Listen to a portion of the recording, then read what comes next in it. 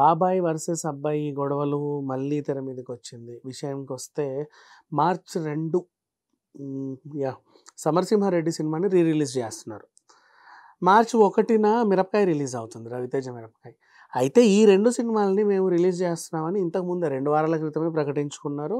యాడ్లు కూడా ఏసుకున్నారు. ప్రమోషన్‌లు కూడా చేసుకుంటున్నారు. అంటే మరి రిలీజ్ అంటే ఇవే ఈ 4K రిజల్యూషన్‌తో అందంగా చేస్తున్నారు కదా! ఈ మధ్య కాలంలో అలా రిలీజ్ చేసుకుంటున్నారు. ఇప్పుడు అసలు విషయానికొస్తే 'ఎన్టీఆర్ సింహాద్రి' కూడా అదే రోజు రిలీజ్ అవుతుంది. రిలీజ్. ఇదేంటి 'సింహాద్రి' ఆల్రెడీ రిలీజ్ అయింది. 2 సార్లు రిలీజ్ అయింది 'సింహాద్రి.' అది రిలీజ్‌కు పెద్ద కొత్తేం కాదు.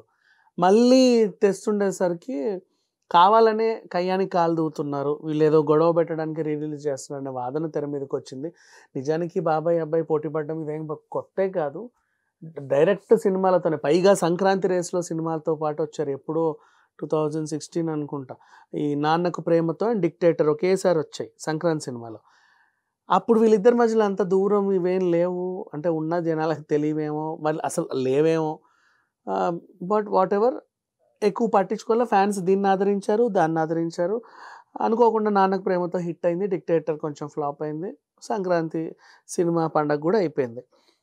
ఆ తర్వాత పెద్ద దాఖలాలేం లేవు. ఇప్పుడు ఈ మధ్య కాలంలో ప్రతి దాంట్లో 'తారక రత్న' మరణం దగ్గర నుంచి చూసుకున్నా వీళ్ళు మాట్లాడుకోవట్లేదు. వీళ్ళ మధ్య దూరం ఉంది. వీళ్ళది ఇది 'ఎన్టీఆర్' గాడి దగ్గర ఎడమొహం, పెడమొహం, ఇంకో దగ్గర ఇంకేదో. మొన్న రీసెంట్ ఇష్యూ కూడా ఇంకోటి 'బ్రో ఐ డోంట్ కేర్' వివాదం తర్వాత ఇంకొకటి. అండ్ శతదినోత్సవం దగ్గర ఒకటి.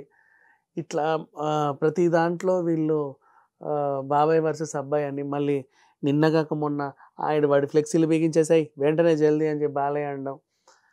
అది అందుకనలేదు. మరణానికి అంటే వర్ధంతికి సుస్వాగతం, స్వాగతం అని రాయకూడదు. దానికి ఆయన చెప్పారు. అంతే తప్పించి ఎన్టీఆర్ ఫ్లెక్సీలు పీకేయమని చెప్పలేదు అన్నట్టుగా దాన్ని కవర్ చేయడం. అన్నీ చూసుకుంటూనే వచ్చాం. మరి అసలు విషయానికొస్తే నిజంగా వీళ్ళ మధ్యలో వైరం ఉందా లేదా అంటే ఇప్పుడు మళ్ళీ పెట్టారు 'సింహాద్రిని' తీసుకొచ్చి మధ్యలో. యాక్చువల్‌గా స్లోగా డీసెంట్‌గా 'రవితేజ' గారి 'మిరపకాయి' అండ్ అలాగే బాలయ్య గారి 'సమరసింహారెడ్డి' రిలీజ్‌కి సిద్ధంగా ఉన్నామని ఎప్పుడో ప్రకటించుకున్నప్పటికీ చెప్పా పెట్టకుండా మధ్యలో 'సింహాద్రిని' ఇరికించాల్సిన అవసరం ఏంటి అనేదే ఇప్పుడు పెద్ద క్వెషన్ అయిపోయింది. మరి ఈ వివాదం ఎంతవరకు ఉంటదో తెలిస్తే ఆ రిలీజ్ టైంలో ఫ్యాన్స్ మధ్య ఏమైనా చిచ్చు పెడుతుందా?